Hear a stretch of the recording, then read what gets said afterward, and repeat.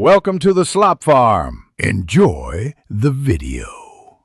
You start by killing power and verifying the hood is off, safety first. Once done, measure the shortest straight run for a 4 or 6 duct and mark the wall or cabinet cutout. Make the hole now so you can test fit the duct.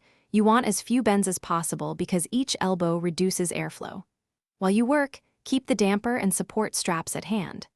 These first steps set the foundation for efficient venting and prevent airflow loss later.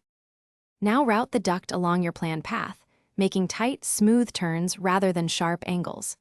Connect the hood outlet to the duct with the correct reducer or coupling, secure with 3 sheet metal screws, and then seal the seam with foil HVAC tape, followed by a bead of mastic if accessible.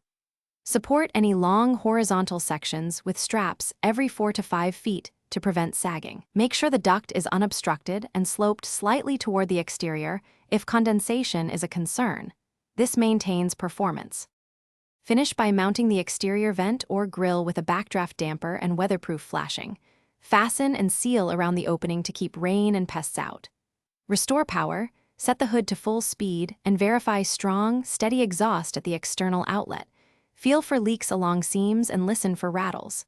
If flow is weak, check for too many bends, a crushed or undersized duct, or a stuck damper. One key troubleshooting tip: temporarily remove the exterior cover to confirm whether the restriction is inside or outside.